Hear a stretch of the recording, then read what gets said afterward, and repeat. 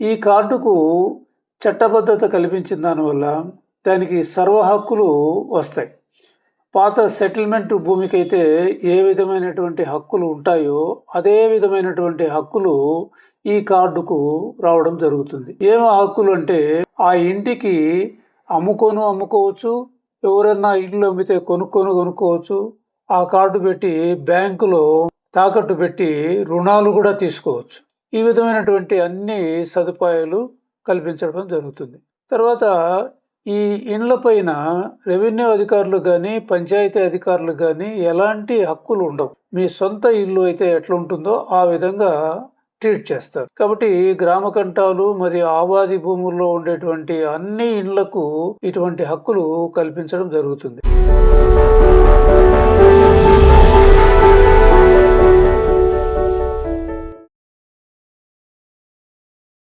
స్వామిత్వ పథకం అంటే ఏమి? దీనివల్ల ప్రజలకి ఏమి ఉపయోగాలు ఉంటాయో కొంచెం ఎక్స్ప్లెయిన్ చేయండి సార్.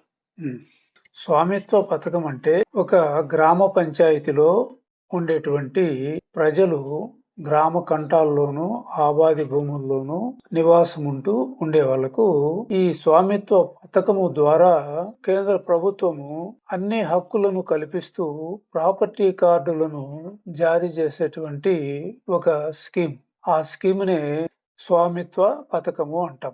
ఈ స్కీము ఏ విధంగా జరుగుతుంది అంటే ప్రతి గ్రామ కంఠాన్ని ఈ రెవెన్యూ టీం అనేటువంటిది మొట్టమొదటిగా సందర్శిస్తారు. అంటే ఇదివరలో అంటే 1910 మరియు 15లో రీసర్వే అండ్ సెటిల్మెంట్ జరిగినప్పుడు అప్పుడు నివాసం ఉన్నటువంటి ప్రజలకు గ్రామ కంఠాలుగా నివాసం ఉండే ఏరియాను అది ఏ విధంగా కొలుసుకుండా సర్వే నెంబర్ కూడా లేకుండా గ్రామ కంఠాలు కింద నిర్ణయించి అప్పుడు ఉండేటువంటి ప్రజలకు సరిపడే విధంగా ఉన్నటువంటి దాన్ని గ్రామ కంఠము అని అంటాం. అయితే ఇప్పుడు 2025లో దాని యొక్క సైజు పెరుగుతూ వచ్చింది. ఎందుకంటే ఆ కాలంలో ఉండేటువంటి ప్రజలకు ఆ ఇండ్లు సరిపోయేది. ఇప్పుడు జనాభా పెరుగుదల ఎక్కువగా ఉందన్నమాట.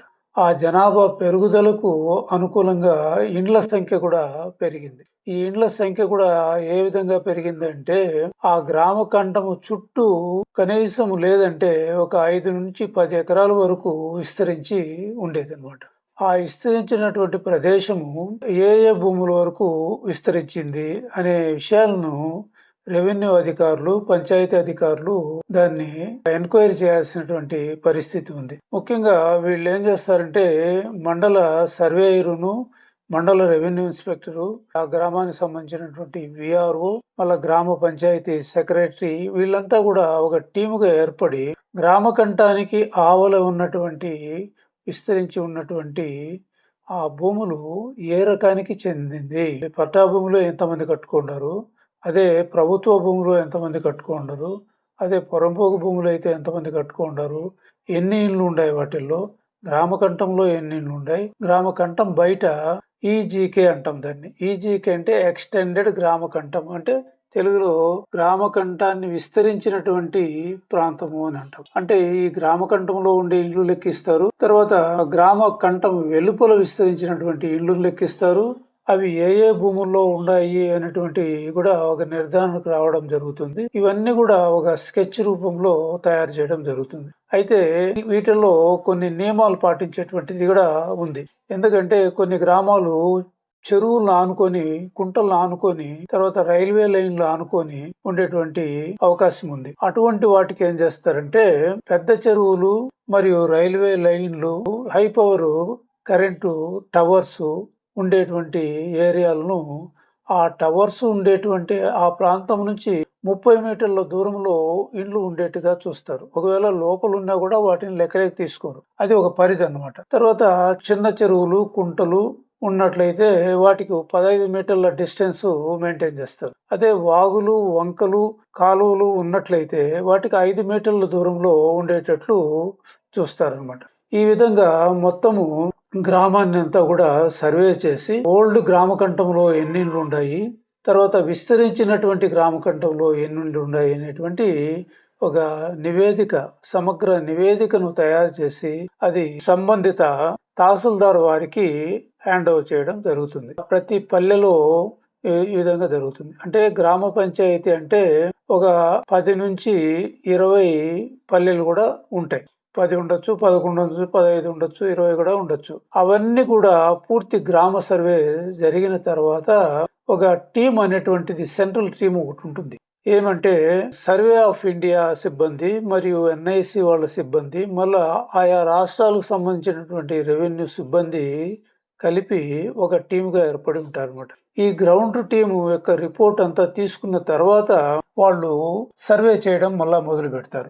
ఎట్లా చేస్తారు అని అంటే అత్యాధునికమైనటువంటి డ్రోన్లతోనూ, అత్యాధునికమైనటువంటి కెమెరాలు, అత్యాధునికమైనటువంటి సెన్సార్లతో నిర్మితమైనటువంటి డ్రోన్లను అతి తక్కువ ఎత్తులో ఎగిరేటట్లు చేసి ప్రతి ఇంటిని కూడా వివిధ కోణాల్లో చిత్రాలు తీయడం జరుగుతుంది. మ్యాపులు తయారు చేస్తారు. ఈ మ్యాపులను ఏం చేస్తారంటే GPS సాంకేతికతను ఉపయోగించి మరియు కోర్ స్టేషన్లు అనేటివి అక్కడక్కడ గ్రౌండ్ పైన నిర్మితమై ఉంటాయి. అవి తీసేటువంటి చిత్రాలను, తర్వాత శాటిలైట్ చిత్రాలను, వీటన్నిటిని పొందుపరిచి తర్వాత అన్నిటినీ లేటెస్ట్ కంప్యూటర్ టెక్నాలజీతో విశ్లేషించి వాటిని 2D 3D చిత్రాలను తీయడం జరుగుతుంది. అంటే మ్యాపులను తీయడం జరుగుతుంది. ఇవి ఎలా ఉంటాయంటే చాలా ఖచ్చితత్వంతో కూడి ఉంటాయి. ఏమి ఆ ఖచ్చితత్వం అంటే ఒక ఇల్లు ఉంది. ఆ ఇంటిని ఏ విధంగా తీస్తుందంటే దాని యొక్క పొడవు, వెడల్పు మరియు ఎత్తు, ఆ ఇంటి చుట్టూ ఉండేటువంటి ప్రహరీ గోడ, అతనికి ఉండబడినటువంటి ఖాళీ జాగా, ప్రహరీ గోడకు అవతలు ఉంటే కూడా ఆ ఖాళీ జాగాను కూడా గుర్తించి తీస్తుంది. ఇవన్నీ కూడా ఆ కార్డులో, డిజిటల్ కార్డులో రూపంలో దాంట్లో పొందుపరిచి ఒక రైతుకు ఒక కార్డును జారీ చేయడం జరుగుతుంది. ఈ కార్డు కూడా ఎలా ఉంటుందంటే చట్టబద్ధత కలిగినటువంటి డిజిటల్ కార్డు అన్నమాట. ఈ కార్డుకు చట్టబద్ధత కల్పించిన దానివల్ల దానికి సర్వ హక్కులు వస్తాయి. పాత సెటిల్మెంట్ భూమికైతే ఏ విధమైనటువంటి హక్కులు ఉంటాయో అదే విధమైనటువంటి హక్కులు ఈ కార్డుకు రావడం జరుగుతుంది. ఏం హక్కులు అంటే ఆ ఇంటికి అమ్ముకోవచ్చు, ఎవరన్నా ఇల్లు అమ్మితే కొనుక్కోవచ్చు, ఆ కార్డు పెట్టి బ్యాంకులో తాకట్టు పెట్టి రుణాలు కూడా తీసుకోవచ్చు. ఈ విధమైనటువంటి అన్ని సదుపాయాలు కల్పించడం జరుగుతుంది. తర్వాత ఈ ఇండ్ల పైన రెవెన్యూ అధికారులు కానీ, పంచాయతీ అధికారులు కానీ ఎలాంటి హక్కులు ఉండవు. మీ సొంత ఇల్లు అయితే ఎట్లా ఉంటుందో ఆ విధంగా ట్రీట్ చేస్తారు. కాబట్టి గ్రామ కంటాలు మరియు ఆబాది భూముల్లో ఉండేటువంటి అన్ని ఇండ్లకు ఇటువంటి హక్కులు కల్పించడం జరుగుతుంది. ఆ గ్రామ పంచాయతీ కంప్లీట్ అయిన తర్వాత మిగతా అన్ని పంచాయతీలు జరుగుతుంది. ముఖ్యంగా మన ఆంధ్రప్రదేశ్లో 13,325 గ్రామ పంచాయతీలు ఉన్నాయి. అదే తెలంగాణ రాష్ట్రంలో తీసుకుంటే 12,751 గ్రామ పంచాయతీలు ఉన్నాయి. ఈ రెండిటిని తీసుకున్నట్లయితే సుమారు ఇండ్ల సంఖ్య తీసుకున్నట్లయితే ఒక్కొక్క ఆంధ్రప్రదేశ్లో 13,33,00,000 ఇండ్లు వస్తాయి. అదేవిధంగా తెలంగాణ రాష్ట్రంలో తీసుకుంటే 12,75,00,000 ఇండ్లు ఉండేది ఉంటాయి. అంటే దగ్గర దగ్గర 26 కోట్ల కార్డులు తయారు చేయడం జరుగుతుంది. 26 కోట్ల ఇంటి యజమానులకు ఈ కార్డులను పంపిణీ చేయడం జరుగుతుంది. ఇవంతా కూడా ఉచితంగానే ఇవ్వడం జరుగుతుంది. ఎలాంటి రుసుము వసూలు చేయరు. ఎందుకంటే ఇదంతా కూడా ఈ ఖర్చులన్నీ కూడా కేంద్ర ప్రభుత్వం భరిస్తుంది. ఈ కార్డుల ద్వారా మనకు అన్నిటి సౌకర్యాలు కలగడం జరుగుతుంది. అయితే ఈ స్కీమ్కు స్వామిత్వ అనేటువంటి ఎందుకు ఈ పేరు వచ్చిందంటే స్వామిత్వ అనేది ఒక అబ్రివేషన్ వర్డ్ అన్నమాట. ఇది ఏమంటే survey of villages and mapping with improvised technology in village areas అని అంటాం. అంటే తెలుగులో గ్రామీణ ప్రాంతాల్లో మెరుగైన సాంకేతికతతో గ్రామాల సర్వే మరియు మ్యాపింగ్ చేయు విధానాన్ని స్వామిత్వ స్కీమ్ అని అంటాం. ఈ స్వామిత్వ అనేటువంటిది ఎట్లొచ్చిందంటే సర్వే ఆఫ్ విలేజెస్ లో నుండి SVA తీసుకున్నారు, అది స్వా అవుతుంది. మిత్వ అనేటువంటిది mapping with improvised technology in village areas అంటే MITVA మిత్వ. ఇవన్నిటిని కలిపి స్వామిత్వ అనే వర్డ్తో పిలవడం జరుగుతుంది. అది ఎక్స్పాన్షన్, ఇది అబ్రివేషన్ అన్నమాట.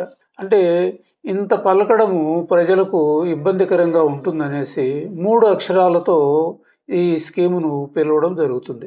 అందుకే స్వామిత్వ స్కీము అని ప్రజల్లో వచ్చింది. ఈ స్కీమ్ వచ్చేసి అన్ని రాష్ట్రాల్లో కూడా మొదలు పెట్టడం జరిగింది. ముఖ్యంగా దేశంలో ఉండేటువంటి అన్ని రాష్ట్రాలు మరియు కేంద్ర ప్రాంతాలు ఇవన్నీ కలుపుకొని దగ్గర 2,50,000 గ్రామ పంచాయతీలు ఉండడం జరుగుతుంది.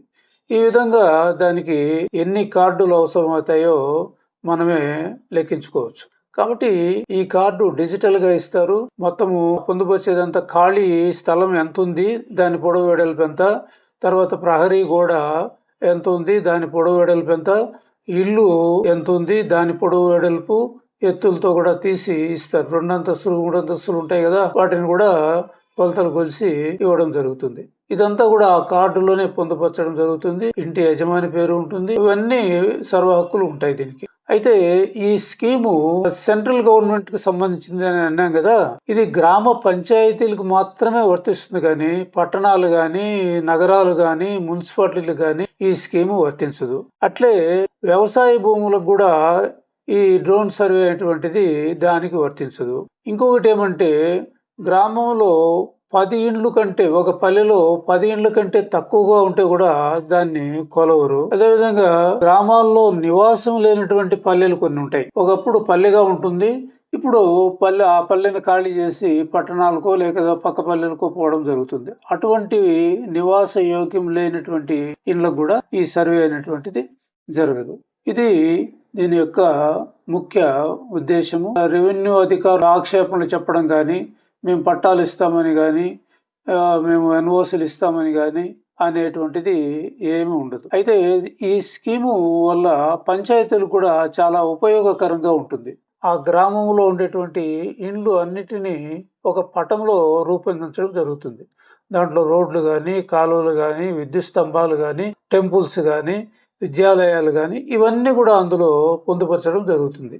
ఇదివరలో బ్రిటిష్ కాలంలో గ్రామ పటాలు ఏ విధంగా తయారు చేసినారో ఆ విధమైనటువంటి పటము తయారవుతుంది. ఈ పటం ద్వారా ఏమవుతుంది, పంచాయతీ అధికారులకు ఏ విధమైనటువంటి ప్రణాళికలు వేసుకోవాలా, అభివృద్ధి ప్రణాళికలు ఏ విధంగా చేయాలా, రోడ్లు ఎట్లా నిర్మించాలా, తర్వాత కాలువలు ఏ విధంగా ఉండాలా, మంచినీటి సౌకర్యం ఎలా ఉండాలా, విద్యుత్ దీపాలు ఏ విధంగా పెట్టాలా, ఇవన్నీ కూడా ఒక ప్లాన్ ప్రకారము జరుగుతుంది. వీళ్లకు పన్నులు వసూలు చేయడానికి కూడా చాలా ఈజీగా కూడా ఉంటుంది ఈ విధమైనటువంటి మ్యాపులు ఉండేదాని వల్ల.